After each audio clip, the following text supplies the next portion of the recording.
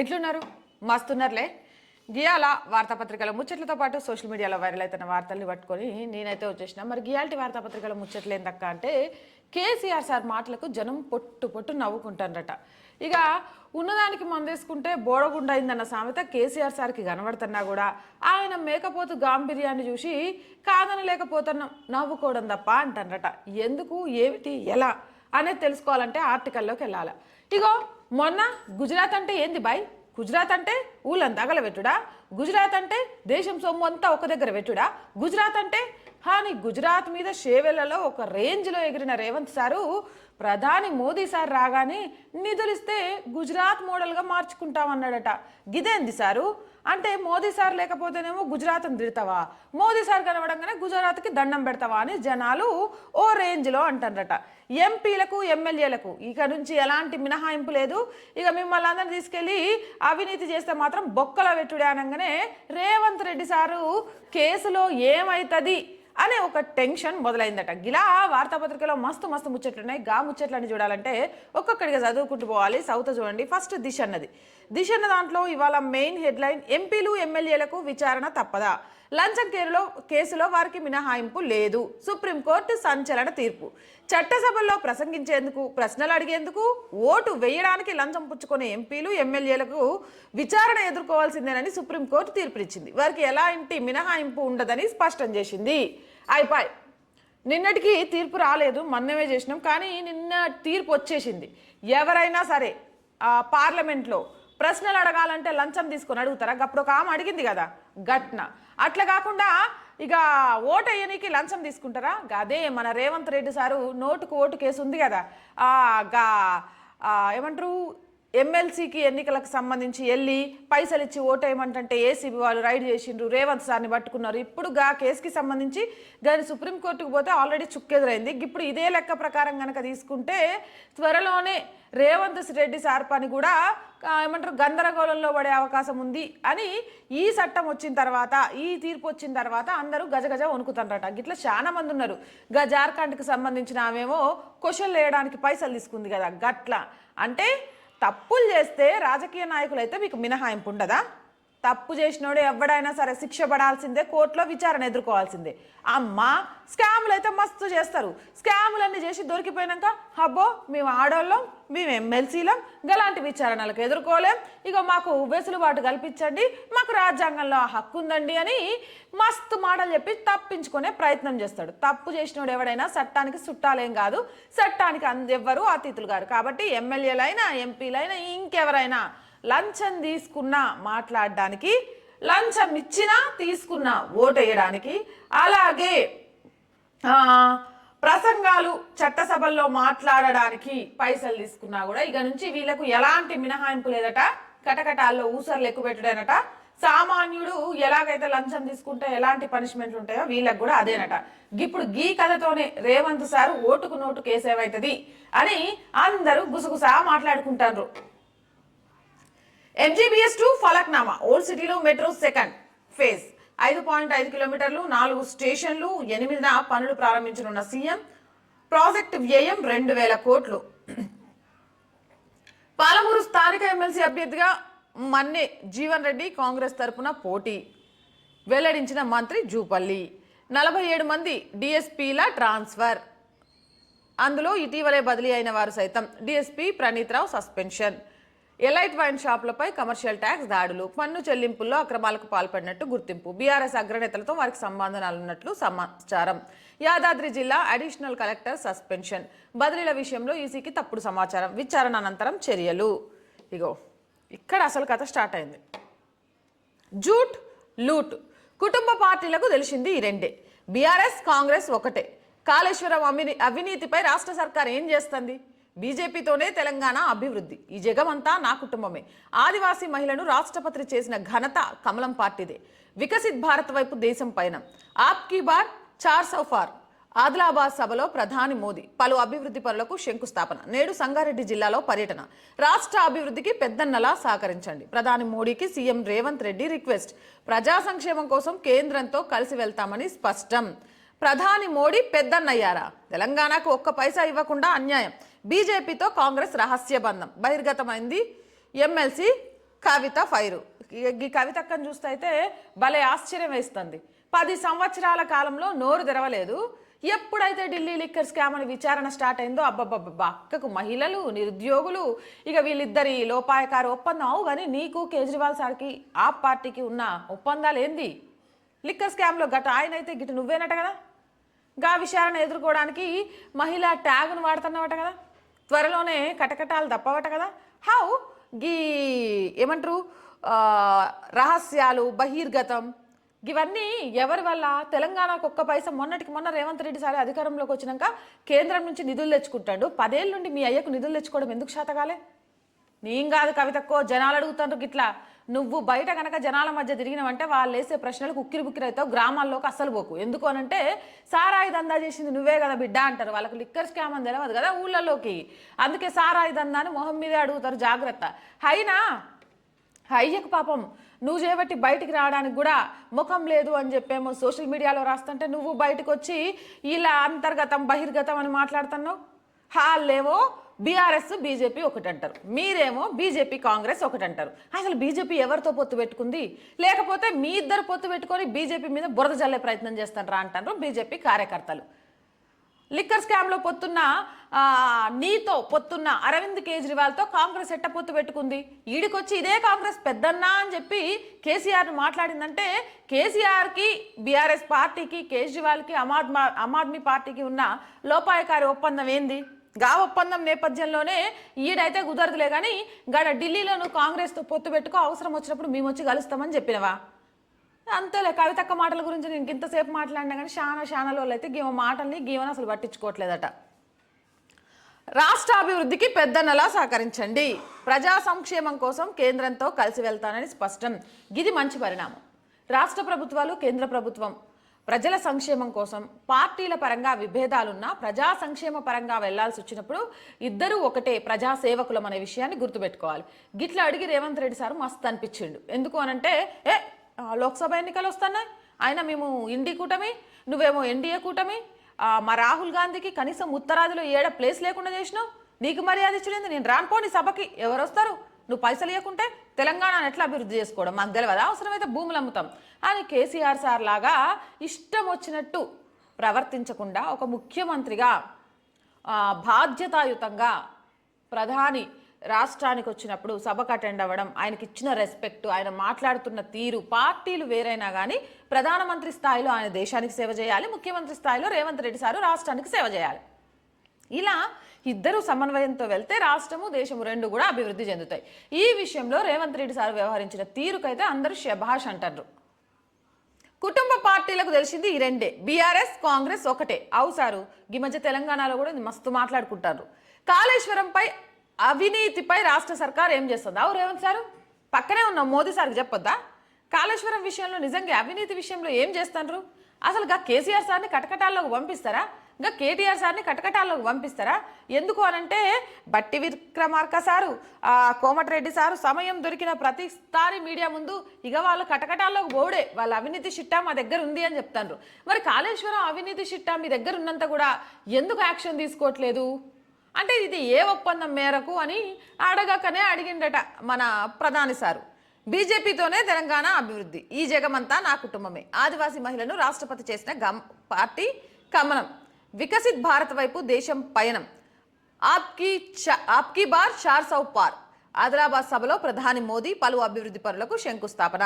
మొత్తానికి నిన్న ఆదిలాబాద్లో అయింది, ఇవాళ సంగారెడ్డిలో ప్రధాని మోదీ పర్యటన ఉంటుందట. ఈ నేపథ్యంలో ఆయన ఏం మాట్లాడతారు నిన్నైతే చాలా క్లియర్గా చెప్పిండ్రు. ఇదేమి నేను ఏమంటారు ఎన్నికల కోసం చేస్తున్న ప్రసంగం కాదు, అభివృద్ధి కోసము వచ్చాను, అభివృద్ధి శంకుస్థాపనల నేపథ్యంలో మాట్లాడుతున్నాను, ఇంకా ఎన్నికల నోటిఫికేషన్ రాలేదు అని. మరి నిన్నంటే అభివృద్ధి కార్యక్రమాలకు సంబంధించింది, వాళ్ళ సంగారెడ్డి టూర్ పర్యటనలో ఏం మాట్లాడతారు ఏంటి అని అందరూ ఆసక్తిగా ఎదురు చూస్తున్నారు. ఎందుకంటే ఎవరు ఒప్పుకున్నా ఒప్పుకోకపోయినా ఆప్కీ బార్ మోదీ సర్కార్ అనే నినాదం వీడిలోకి వెళ్ళింది, అది మనందరికీ తెలిసిన విషయమే. దాంతో పాటు అయోధ్య రామ్లల్ల విగ్రహ తర్వాత బీజేపీ చరిష్మా చాలా అంటే చాలా వరకు పెరిగింది, అది కూడా మనందరికీ తెలిసిన విషయమే. ఈ నేపథ్యంలో ఏం మాట్లాడతారు మోదీ అన్నది ఆసక్తికరంగా మారింది. ఇక నెక్స్ట్ వార్తలోకి వెళ్తే బట్టి ఫోటో మిస్, మొన్నటి వరకు ఇద్దరు ఇప్పుడు ఒకరే, హోర్డింగులలో కనిపించని deputy CM photo. First time గాయబ్, పొరపాట ఉద్దేశపూర్వకమేనా? కాంగ్రెస్ పార్టీ వర్గాల్లో జోరుగా చర్చలు. ఆరా తీసిన బట్టి అనుచరులు ఐ&పిఆర్ గాంధీ భవన్ నుంచి రాని స్పష్టత. అగో చూసిండ్రా, ఉప ముఖ్యమంత్రిని లేపేసిండ్రటబ్బా ఫోటోల్లో నుంచి. హట్ అయిపోతాడట. మొన్నటిదాకా అన్నిట్లలో వాడుకొని ఇప్పుడు రేవంత్ రెడ్డి నేనే రాజు నేనే మంత్రి అన్నట్టుగా ఏమంటారు హోర్డింగ్లు వేయించుకున్నాడట. దీని గురించి డిప్యూటీ సీఎం మనుషులు ఆరాధిస్తారట. ఇదేమన్నా ఉద్దేశపూర్వకంగా చేస్తే గప్పుడు చూస్తారట. ఐ&పిఆర్ గాంధీ భవన్కి కంప్లైంట్ ఇచ్చిండట. ఎందుకు రాలే డిప్యూటీ సీఎం ఫోటో అని. దాని గురించి ఇంకా స్పష్టత రాలేదట. మొన్నటి వరకు ఇద్దరున్నారు, ఇప్పుడు రేవంత్ ఒక్కడే ఉన్నాడు. డిసెంబర్ 7వ తారీఖున రేవంత్ రెడ్డి సీఎంగా, బట్టి విక్రమార్క డిప్యూటీ సీఎంగా మరో 11 మంది ప్రమాణ స్వీకారం చేసిండ్రు. అప్పటి నుంచి ప్రభుత్వ పరంగా ఏ అభివృద్ధి సంక్షేమ కార్యక్రమం ప్రారంభించినా సీఎం డిప్యూటీ సీఎం ఫోటోలతో పత్రికలకు టీవీలకు యాడ్స్ ఉండేవి. కానీ ఇప్పుడు డిప్యూటీ సీఎం ఫోటో లేకుండానే యాడ్స్ ఇచ్చిండట. రేవంత్ సారు నువ్వు కూడా కేసీఆర్ సార్ లాగా, అంటే మీ ఇద్దరు ఒక దగ్గరే శిష్యులట కదా, అట్టా అప్పుడు గాయన కనుక రాజయ్యను డిప్యూటీ సీఎంను చేసి కొన్ని రోజులు కాగానే గాయన తీసి పక్కన పెట్టినట్టు బట్టి సార్ నేను తీసి పక్కన పెట్టే ప్రయత్నం చేయట్లేదు కదా. అంటే ఇగో మీ వాళ్ళకే డౌట్లు వచ్చినాయట. బట్టి సార్ అనుచరులకు వచ్చి ఏకంగా దీనికి సంబంధించి స్పష్టత ఇవ్వండి అని గాంధీ భవన్ నుంచి స్పష్టత కోసం ఎదురు చూస్తారట. పొమ్మన లేక పొగబెట్టి ఒక్కొక్క దాని నుంచి దూరం చేసుడు. కేసీఆర్ సార్కి ఎట్ట అలవాటో ఆయన శిష్యుడుమైన నీకు కూడా అలవాట అని వాళ్ళే గునుక్కుంటారట. మరి దాని మీద ఒక క్లారిటీ లేకపోతే లోక్సభ ఎన్నికలు, సుప్రీంకోర్టు తీర్పులు, జరుగుతున్న పరిస్థితులు చాలా మూల్యం చెల్లించుకోవాల్సి వస్తుంది అంటారు. మీ కుక్కకున్న ఇలా పేదోడి ప్రాణానికి లేదా?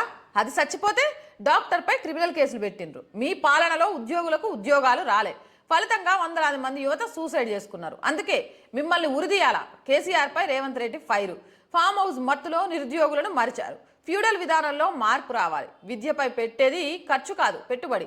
3 నెలల్లో 30,000 ఉద్యోగాలు ఇచ్చాం. ఎల్బీ స్టేడియంలో 5,192 మంది టీచర్లకు నియామక పత్రాలు. సారు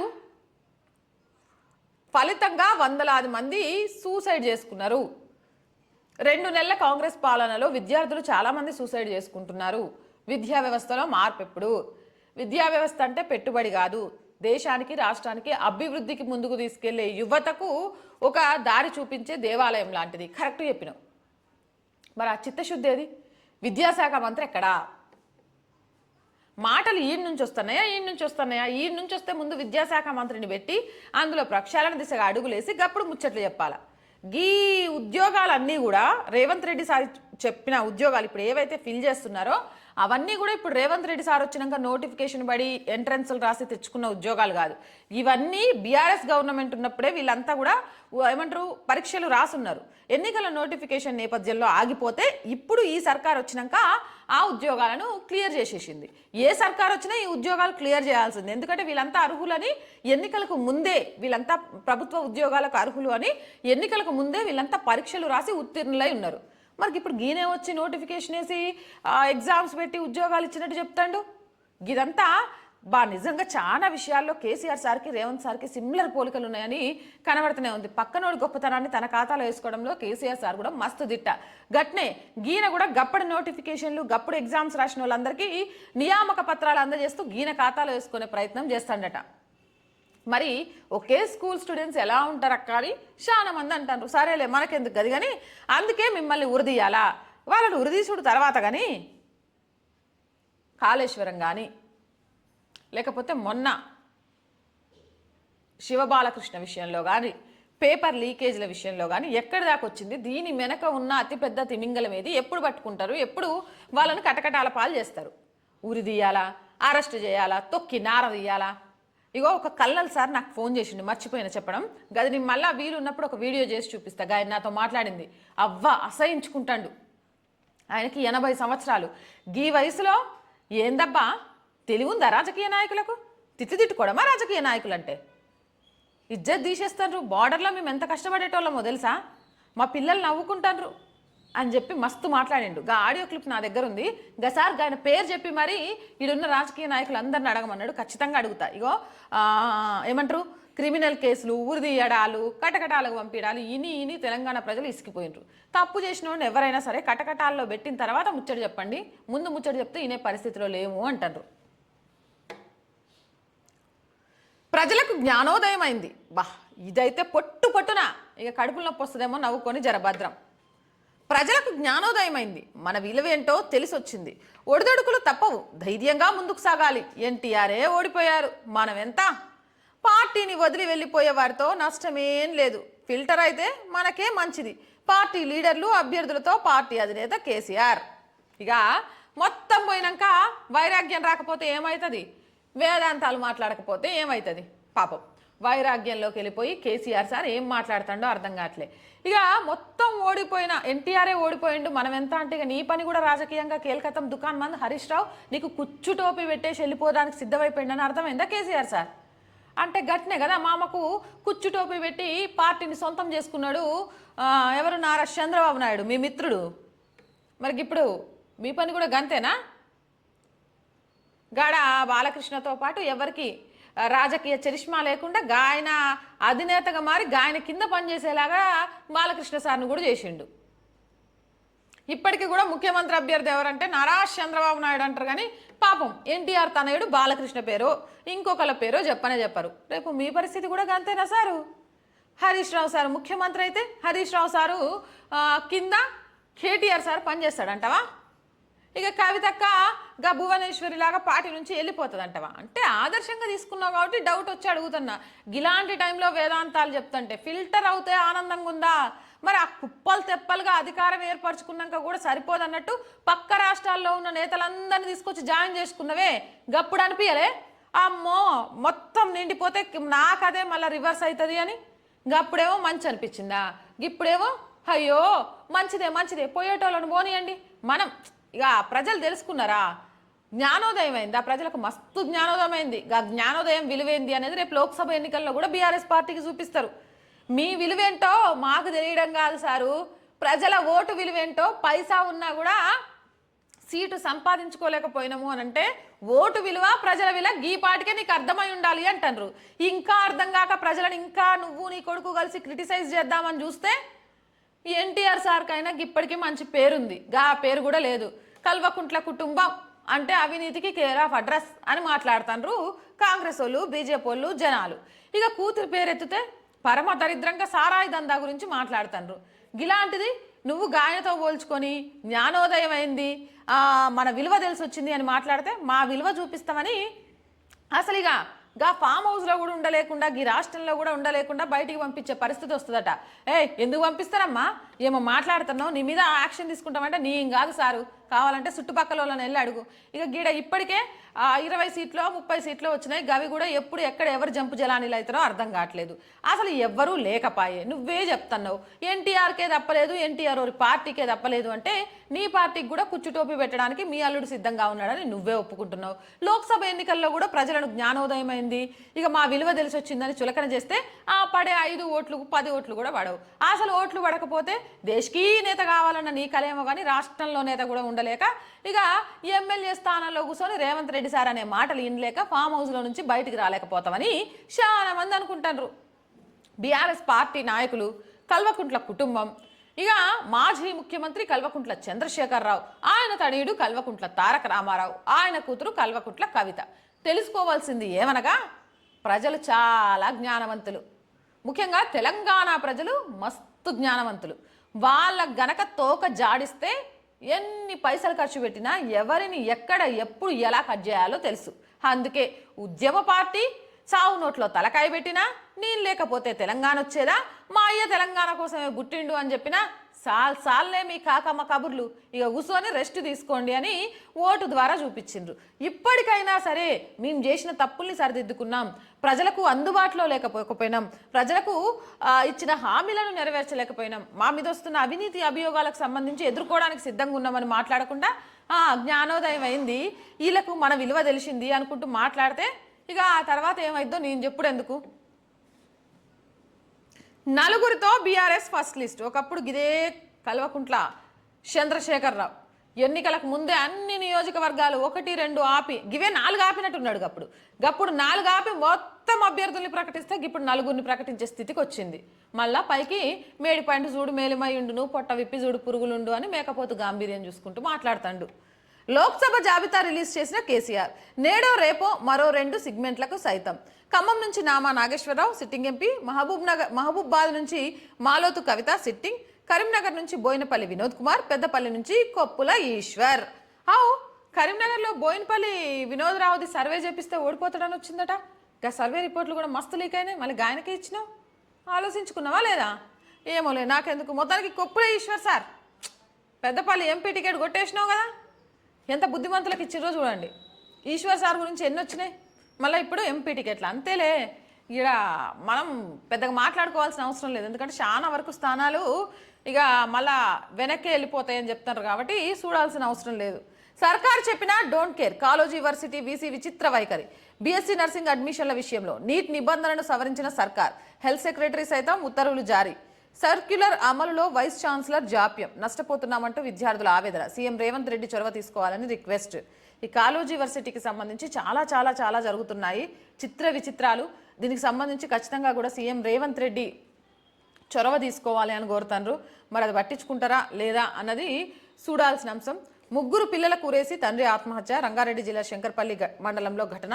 ఫౌండేషన్ పేరుతో డబ్బులు వసూలు, తిరిగి చెల్లించలేక బలవన్మరణం. పైసా అంతే, వచ్చేటప్పుడు మనకు సోయి ఉండనియదు, పోయినాక మనల్ని బతకనియదు. కాబట్టి దాన్ని పదిలంగా కాపాడుకోవాలి. కానీ ఉంది కదా అని విర్రవీగిన, లేదు కదా అని అతి ఆలోచన చేసినా ఇలాంటివే అయితే పోతే పిల్లల పానం తీయాల్సిన అవసరం ఏందో నాకు అర్థం కావట్లేదు. గంతమందిని మోసం చేసి బతుకుడు తెలుసు కానీ కన్న పోరగాళ్ళను బతికిచ్చుడు తెలియదు. గిట్లాంటి వాళ్ళు భూమి మీద వదిలే. ప్రాణం తీసిన నకల్ చీటీలు. ఢిల్లీ విద్యార్థినిపై ఇంటర్ స్టూడెంట్స్ దాడి, అక్కడికక్కడే మృతి. బోధన్లోని బీసీ హాస్టల్లో ఘటన. నకల్ చీటీలు బోధన్లో జరిగిందట ఈ ఘటన. అసలు ఈ ప్రాణాలు పోవడం ఏందో పొద్దున్నే. హైకోర్టుకు చేరిన మేడిగడ్డ డ్యామేజ్. తీసుకుంటున్న చర్యలపై ప్రభుత్వం వివరణ. కేంద్ర జల సంఘాన్ని ఇంప్లీట్ చేయాలన్న బెంచ్ తదుపరి విచారణ 4 వారాలకు వాయిదా. Special drive speed up. చిన్న సమస్యలే 90% ఉద్దేశపూర్వకంగా పెండింగ్. తేలినా పెండింగ్ దరఖాస్తుల లెక్క. దస్తులు దులుపుతున్న తహసీల్దార్లు. క్షేత్రస్థాయిలో పరిశీలన. ధరణి కమిటీ. ధరణికి సంబంధించి స్పెషల్ చేస్తారట, చూడాలి. నెక్స్ట్ వచ్చేసి వెలుగు పత్రిక. లంచం కేసుల్లో ఎంపీలు ఎమ్మెల్యేలకు మినహాయింపులు లేవు. పార్లమెంటరీ ప్రివిలేజేషన్తో అవినీతిని కప్పేయలేరు. ఓటేయడానికి ప్రతిఫలం తీసుకుంటే విచారించాల్సిందే. లంచాలు తీసుకొని ప్రసంగిస్తే నేరమేనని కామెంట్. ప్రజాస్వామ్య పునాదులను అవినీతి దెబ్బతీస్తుందని ఆగ్రహం. సిజేఐ నేతృత్వంలోని రాజ్యాంగ ధర్మాసనం తీర్పు. 1998 పీవీ వర్సెస్ సిబిఐ కేసు తీర్పును తోసిపుచ్చిన బెంచ్. మొత్తం 7 సభ్యులుండేనట. దీనికి 7 సభ్యులుండి ఈ తీర్పునిచ్చిండ్రట. కానీ ఇది మంచి పరిణామం, మంచి తీర్పు అని అందరూ అప్రిషియేషన్ చేస్తున్నారు. ప్రధాని అంటే రాష్ట్రాలకు పెద్దన్న. తెలంగాణ అభివృద్ధికి సహకరించండి. తుమ్మిడిహెట్టి కోసం మహారాష్ట్రను ఒప్పించండి. 1.50 లక్షల ఎకరాలకు సాగునీరు అందిస్తాం. కేంద్ర రాష్ట్ర ప్రభుత్వాల మధ్య ఘర్షణ వైఖరి ఉండొద్దు. హైదరాబాద్ మెట్రోకు సపోర్ట్ చేయాలని విజ్ఞప్తి. ఈ విషయంలో అయితే నాకు రేవంత్ అన్న మస్తు నచ్చిండు. మీ సహకారం ఉండాలి, పక్క రాష్ట్రాలను ఒప్పించండి, మా సమస్యలు పరిష్కారం చేయండి, రాష్ట్రాన్ని అభివృద్ధి చేయాలనుకుంటున్నాం ఆయన మాట్లాడిన తీరైతే మస్తుందబ్బా. మంచి అనాలి, చెడు అనాలి. ఈ విషయంలో హుందాగల ముఖ్యమంత్రిగా వ్యవహరించిండు రేవంత్ అన్న అయితే. దేశమే నా కుటుంబం. కాంగ్రెస్ బీఆర్ఎస్ ఒకటే. మేరా భారత్ మేరా పరివార్ నా నినాదం. వికసిత్ భారత్ లక్ష్యంగా ముందుకెళ్తున్నాం. బీఆర్ఎస్ కాంగ్రెస్ లూట్ జూట్ పార్టీలు. కాళేశ్వరంలో బీఆర్ఎస్ అవినీతికి పాల్పడితే ఆ ఫైళ్లను కాంగ్రెస్ ప్రభుత్వం దాస్తున్నది. టీఆర్ఎస్ బీఆర్ఎస్ మారిన రాష్ట్రంలో మార్పు రాలేదు. కాంగ్రెస్ అధికారంలోకి వచ్చినా ఏ మార్పు కనిపిస్తలేదు. ఆదిలాబాద్ విజయ సంకల్ప సభలో వ్యాఖ్యలు. హైదరాబాద్లో రాజగొండు పేరుతో మ్యూజియం ఏర్పాటు చేస్తామని ప్రకటన. కలిసి పనిచేద్దాం. రాష్ట్రానికి కేంద్రం పూర్తి మద్దతు ఇస్తుంది. అభివృద్ధి పనుల ప్రోగ్రాంలో ప్రధాని మోదీ. ప్రధానికి స్వాగతం పలికిన గవర్నర్, సీఎం. 56,000 కోట్ల ప్రాజెక్టులకు ప్రారంభోత్సవాలు, శంకుస్థాపనలు. తెలంగాణకు కేంద్రం ఏమిస్తుంది అని కాంగ్రెస్ వాళ్ళు కానీ బీఆర్ఎస్ వాళ్ళు కానీ అంటే చెప్పండి. 56,000 కోట్ల ప్రాజెక్టులకు ప్రారంభోత్సవాలు, శంకుస్థాపనలు చేసిందట. ఇప్పటికే ఉచిత బియ్యం రేషన్ షాపుల్లో ఇచ్చేది కేంద్ర ప్రభుత్వమే. అండ్ ఆరోగ్యశ్రీ లాంటిదే హెల్త్ కార్డులు కూడా తీసుకొని వచ్చింది. రైతులకు సంబంధించి ఏవైతే ఎరువులు ఉంటాయో వాటికి సంబంధించి సబ్సిడీలు ఇచ్చింది. చాలా చాలా చాలా తీసుకొస్తోంది. గత ప్రభుత్వం, కేంద్ర ప్రభుత్వం ఫసల్ బీమాను కూడా రాష్ట్రంలో రైతులకు అందనీయకుండా అడ్డుపడింది. కానీ రేవంత్ రెడ్డి సార్ అట్లా అడ్డుపడను అని చెప్తున్నాడు. చూడాలి. ఒకవేళ కనుక ఇదే సఖ్యత కొనసాగితే కేంద్రం నుంచి రావాల్సిన నిధులు యథావిధిగా వచ్చేస్తాయి. అడగందే అమ్మే పెట్టదు. గిన్ని లోక్సభ సెగ్మెంట్ల మధ్య ఈ రాష్ట్ర ముఖ్యమంత్రి అడగకుండా కేంద్రం ఎందుకు పట్టించుకుంటుంది? ఈ నేపథ్యంలో ఖచ్చితంగా కూడా ఈ సఖ్యత ఇలాగే కొనసాగితే కేంద్ర రాష్ట్ర ప్రభుత్వాల మధ్య రాష్ట్రంలో పెండింగ్లో ఉన్న ప్రాజెక్టులు, పెండింగ్లో ఉన్న పనులు అన్నీ త్వరితగతిన పూర్తవుతాయి అని అందరూ మాట్లాడుకుంటున్నారు. కేసీఆర్, కేటీఆర్ ఉద్యోగాలు ఊడగొట్టినందుకే యువతకు జాబులు వస్తున్నాయి. ఈ 3 నెలల మా పాలన చూసి ఎంపీ ఎన్నికల్లో తీర్పు ఇవ్వండి. రేవంత్ అంటే పలుకుతున్న సీఎం పోస్టు తాతలు ఇచ్చిన ఆస్తి కాదు. గుంటూరులో చదువుకున్న వాళ్ళు నా ఇంగ్లీష్ను హేళన చేస్తున్నారు. 119 సెగ్మెంట్లలో మోడల్ గురుకులాలు ఏర్పాటు చేస్తాం. ఎల్బీ స్టేడియంలో 5192 ఉద్యోగ నియామక పత్రాలు అందజేసిన సీఎం. ఎస్ఐబి మాజీ DSP Praneeth Rao suspension. TDP మనకు ఇన్స్పిరేషన్. పాతాళానికి పడి మళ్ళీ గెలిచింది. ఎన్టీఆర్ఏ ఓడిదొడుకులకు తప్పలేదు. కొన్నిసార్లు ఓటమి కూడా మంచిదే. గుర్రమేదో గాడిదేదో ప్రజలు తెలుసుకుంటారు. ఓటమిని మర్చిపోయి ధైర్యంగా ముందుకెళ్లాలని సూచన. 4 ఎంపీ సీట్లకు అభ్యర్థుల ప్రకటన. మహబూబాబాద్ అభ్యర్థిగా మాలోత్ కవిత, ఖమ్మం నుంచి నామా, పెద్దపల్లి నుంచి కొప్పుల, కరీంనగర్ నుంచి వినోద్రావు పేర్లు ఖరారు. ఎల్ఆర్ఎస్ ఫ్రీగా చేయాలి. ప్రతిపక్షంగా ఉన్నప్పుడు ఉచితంగా చేస్తామన్నారు. ఈ నెల 6న ధర్నాలకు పిలుపులు. అబ్బా, ధర్నా సౌకులకు తాళాలు వేసిన వాళ్ళు ఇక ధర్నాలకు దిగుతాను రయ్యా. అన్నొక పక్కన, షెల్ ఒక పక్కన. జీవో నెంబర్ 3తో మహిళలకు నష్టం రద్దు చేయాలని నిరసనకు పిలుపునిచ్చిన ఎమ్మెల్సీ కవిత. గదే కదా చెప్పిన. అన్న ఒకవైపు ఏమంటారు, షెల్ ఒకవైపు. వీళ్ళకి ఏమి ప్రేమలు పుట్టుకొచ్చినాయి దొర తెలంగాణ ప్రజల మీద అంటే కంకణ నడువు కట్టుకొని ఇక మళ్ళీ ఉద్యమాన్ని ఉవ్వెత్తున ఎగిసిపడేలాగా చేసి మేము ఒక ఉద్యమ పార్టీ అనిపించుకోవాలనుకుంటారు. ఇది అవినీతి పార్టీ అని ఆల్రెడీ తెలంగాణ ప్రజలు డిసైడ్ చేసిందిలే. కానీ అసలే ఎండలు మండిపోతున్నాయి. ఎందుకు చెప్పు, ఏసీలు వేసుకొని చల్లగా గమ్మున లోపల కూర్చోండి అంటారు. 3 కొడుకులను చంపి తండ్రి ఆత్మహత్య. ఫైనాన్స్ కంపెనీ పేరిట జనం నుంచి 50 కోట్ల వసూలు. అవి తిరిగి చెల్లించలేక సూసైడ్. రంగారెడ్డి జిల్లా టంగుటూరులో దారుణం. చెట్టుని ఢీకొట్టిన కారు, 5గురు మృతి. నకల్ వద్దన్నందుకు కొట్టి చంపినరు. డిగ్రీ విద్యార్థినిపై ఇంటర్ స్టూడెంట్స్ దాడి. నిజామాబాద్ జిల్లా బోధన్లోని బీసీ బాయ్స్ హాస్టల్లో ఘటన. పోలీస్ స్టేషన్ ఎదుట విద్యార్థి సంఘాల ఆందోళన. మరి ఇంత ఘోరంగా తయారైతారు ఏంద్ర స్వామి పోరగాళ్ళు. వాళ్ళకు అసలు పుస్తకాలు లేకపోతే ఇంకోటి అని కాకుండా కొంచెం మెడిటేషన్లు ఇలాంటివన్నీ చేయించండి పోరగాళ్ళతో. చదువుకోకపోయినా ఆత్మహత్య చేసుకుంటారు, 5 నిమిషాలు లేట్ అయినా ఆత్మహత్య చేసుకుంటారు, కోపం వస్తే పక్క నుండి కొట్టి చంపుతారు, గంజాయిలకు అలవాటు పడిపోతారు. అసలు ఇవన్నీ ఎట్లా అవుతున్నాయి అనేది అర్థం కావట్లే.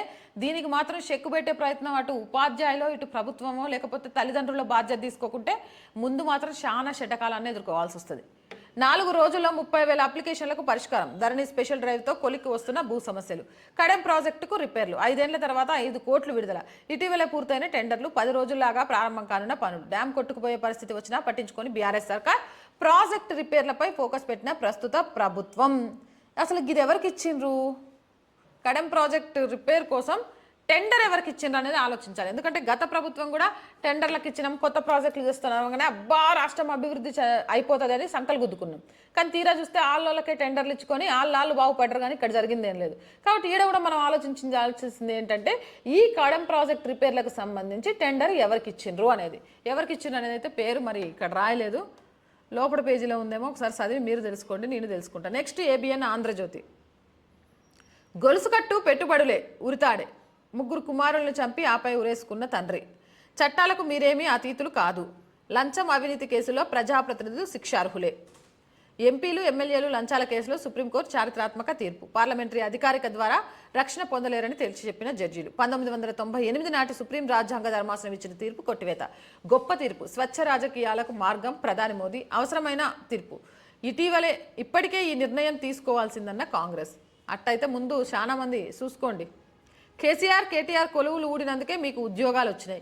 ఫామ్ హౌస్లో మత్తులో ఉంటూ పాలన నడిపారు. యువత ఉద్యోగాలు అడిగితే బర్రెలు గొర్రెలు ఇచ్చారు. కుక్క ప్రాణాలకున్న విలువ ఆనాడు పేదోళ్లకు లేదు. 119 నియోజకవర్గాల్లో మోడల్ గురుకులాలు. నాకు ఇంగ్లీష్ రాదంటూ అవహేళన చేస్తున్నారు. ఇంగ్లీష్ రాని చైనా, జపాన్ ప్రపంచాన్ని వెళ్ళట్లేదా? మా 3 నెలల పాలన చూసి వచ్చే లోక్సభ ఎన్నికల్లో గెలిపించండి. 5192 మందికి నియామక పత్రాల అందజేత. 7-9 తేదీల్లో ఎలివేటర్ క్యారిడార్లకు శంకుస్థాపన.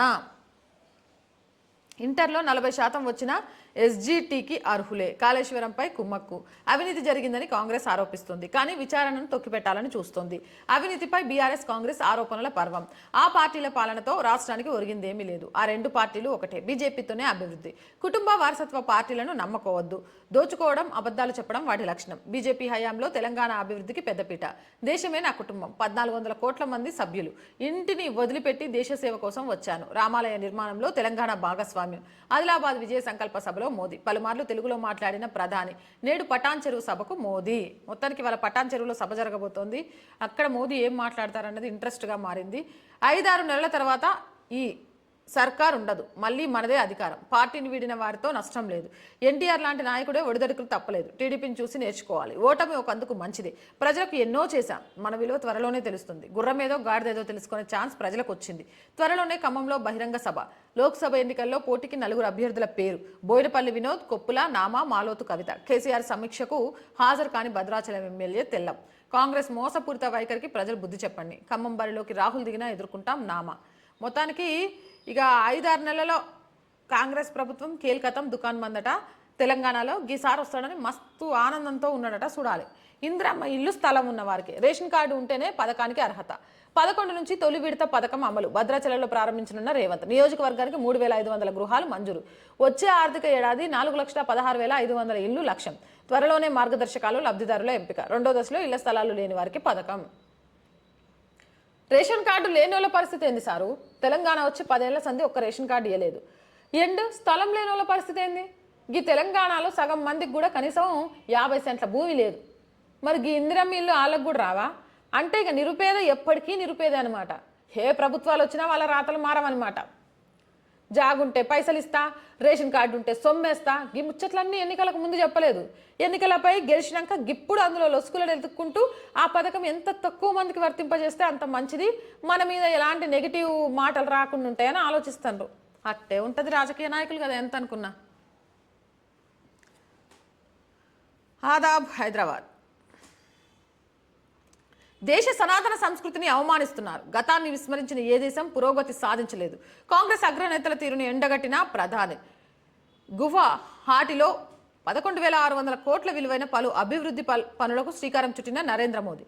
రాష్ట్రాల అభివృద్ధి వికాస్ భారత్ లక్ష్యమన్న ప్రధాని. భారత ప్రభుత్వం చేసిన తప్పులను కాంగ్రెస్ పై వేయాలని చూస్తుంది. విభజన చట్టం ప్రకారమే కృష్ణా గోదావరిపై ఉన్న ప్రాజెక్టులు కేంద్రానికి అప్పగింత. ప్రాజెక్టులపై శాసనసభ ఉమ్మడి సమావేశాలు నిర్వహిద్దాం. కేసీఆర్ ఎంతసేపైనా మాట్లాడొచ్చు. ప్రాజెక్టులపై శ్వేతపత్రం కూడా విడుదల చేస్తాం. పార్లమెంట్లో ప్రాజెక్టులపై ప్రశ్నించిన కేసీఆర్ ఇప్పుడు కృష్ణాలో 50% నీటి వాటా కావాలని అడుగుతున్నారు. కాంగ్రెస్ ప్రభుత్వంపై కేటీఆర్, హరీష్ రావులు అసత్యాలు ప్రచారం చేస్తున్నారు. మీడియా సమావేశంలో రాష్ట్ర ముఖ్యమంత్రి రేవంత్ రెడ్డి వెల్లడి. ప్రాజెక్టులకు కేఆర్ఎంబీకి అప్పగించేది లేదు. ఆమ్రపాలికి అదనపు బాధ్యతలు. కీలక బాధ్యత అప్పగించిన రేవంత్ రెడ్డి సర్కార్. HGCL managing director, out ring road project డైరెక్టర్గా. ప్రభుత్వం 6 గ్యారంటీలు వెంటనే అమలు చేయాలి. కాంగ్రెస్ ఎన్నికల్లో మోసపూరిత హామీలతో అధికారంలోకి వచ్చింది. కార్యకర్తలను కంటికి రెప్పలా కాపాడుకుంటా. తెలంగాణ తల్లి విగ్రహం ఆవిష్కరించిన మాజీ మంత్రి, ఎమ్మెల్యే కేటీఆర్. తెలంగాణ తల్లి ఇప్పుడు గుర్తొచ్చింది వీళ్ళకి. పద్మ అవార్డు గ్రహీతలకు రాష్ట్ర ప్రభుత్వం సత్కారం. ప్రతి ఒక్క పద్మశ్రీ అవార్డు గ్రహీతకు 25 లక్షలు ఇస్తాం. ప్రభుత్వం తరపున నగదు అందజేసిన ముఖ్యమంత్రి. వెంకయ్య నాయుడికి రాష్ట్రపతి పదవి దక్కాలని మనస్ఫూర్తిగా కోరుకుంటున్నా. నా జీవితంలో అవార్డులు, సన్మానాలు పెద్దగా తీసుకోలే. మట్టిలో మాణిక్యాలను గుర్తించి ఈ పురస్కారాలు ఇవ్వడం గొప్ప విషయం. నంది అవార్డులకు గద్దర్ పేరు పెట్టడం సంతోషాన్ని ఇచ్చింది. మెగాస్టార్ చిరంజీవి. దీని మీద అయితే చాలా రకాల వాదనలు వస్తున్నాయి. గద్దర్ పేరు మీద ఇవ్వాలి అనుకుంటే మరొక అవార్డులు ఇవ్వచ్చు, కానీ నంది అనే దాన్ని మార్చే గద్దర్ అవార్డులు అని ఇవ్వడం అయితే సమంజసం కాదు అని. ఎందుకంటే నంది అనేది మన సంస్కృతిలో ఒక చిహ్నంగా భావిస్తాం. ముఖ్యంగా హిందువులంతా కూడా నంది ఇంటికి వచ్చిందంటే ఆ శివయ్య ఇంటికి వచ్చాడు అని ఫీల్ అవుతాడు. అలాంటి నంది విగ్రహాల విషయంని పక్కన పెట్టేసి దానికి గద్దర్ అనే పేరు నామకరణం చేయడం మాత్రం కొంచెం హర్షించట్లేదు అని చాలామంది చెప్తున్నారు. మరి అది కూడా ఆలోచించాల్సిన అవసరం అయితే ఉంది. వాళ్ళకు తల వంచే ప్రసక్తే లేదు. భాజపా మాపై ఎన్నో కుట్రలు పండుతోంది. భాజపాలో చేరాలని బలవంతం చేశారు. కేజ్రీవాల్ సంతోలన ఆరోపణ. ఊకో. మొత్తానికి చాలా మంది మంత్రులు ఈరోజు క్యాబినెట్ కంటే పోయి కటకటాల్లోనే ఉన్నారట. మేము అవినీతి చేయలే, మంచోళ్ళం, తెల్ల కండవా కప్పుకున్న వాళ్ళం అంటే నమ్ముతారా కేజ్రీవాల్ సారు? ఇక గట్నే ఉంటుందిలే. అరుదైన ఘనత సాధించిన చండీగఢ్ పీజీఐ నిపుణులు. కీమో ఇవ్వకుండానే క్యాన్సర్కి చికిత్స. అబ్బా, వినడానికైతే ఎంత బాగుందో తెలుసా. ఎందుకంటే కీమో చేయించుకున్న వాళ్ళు నేను చాలా మందిని చూసిన, వాళ్ళ బాధ అయితే వర్ణాతీతం. అలాంటి కీమో లేకుండా క్యాన్సర్కి చికిత్స చేయడం అనేది చాలా గొప్ప విషయం. అండ్ ఎండల్లో బాగా తిరగండి. స్కిన్ క్యాన్సర్స్ కూడా ఇప్పుడు కొత్తగా వస్తాయట. ఎందుకంటే సూర్యుడికి సంబంధించిన రేడియేషన్స్ స్కిన్ని బాగా డ్యామేజ్ చేస్తున్నాయట. కాబట్టి జర భద్రం ఆ విషయంలో. దాదాపు 15 సంవత్సరాల పరిశోధన తర్వాత ఎట్టకేలకు విజయం. కీమోథెరపీ లేకుండా క్యాన్సర్కి చికిత్స చేసిన ప్రపంచంలోని తొలి దేశంగా భారత్. మళ్ళీ భారత్ ఒక మెట్టు పైకెక్కింది. భారతీయులుగా మనందరం గర్వించాల్సిన విషయం. ఇక ఆష్ కీ బాత్ తోటి ఇవాళ ఫైనల్ కన్క్లూజన్.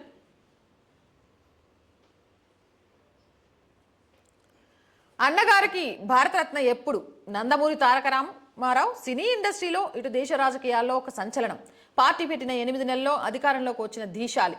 ఆ తరం ఈ తరం ప్రేక్షకులకు వివిధ రూపాల్లో భగవంతుని స్వరూపాన్ని చూపించి గొప్ప నటుడు. సామాజిక న్యాయానికి బాటలు వేసి నిరూపించిన 2 కిలోల బియ్యం ఇచ్చి పేదోళ్ల ఆకలి మంటలు తీర్చిన అన్నగారు భారతరత్నకు అర్హుడు కాడా? ప్రజలే దేవుళ్ళు, ప్రజాస్వామ్యమే దేవాలయం అన్న గొప్ప నినాదాన్ని ఇచ్చిన ప్రజాస్వామికవాది నందమూరి తారక రామారావు. ఆష్కి బాత్ ఏంటంటే నందమూరి తారక రామారావుకి భారతరత్న ఎప్పుడు? ఇవి వార్తాపత్రికలో ముచ్చటతో పాటు సోషల్ మీడియాలో వైరల్ అవుతున్న వార్తలు. రేపు మళ్ళీ మస్తు ముచ్చట్లు పట్టుకొని వస్తా. గ్యాల్టీకి అయితే వెళ్ళొస్తా. శనార్థ్.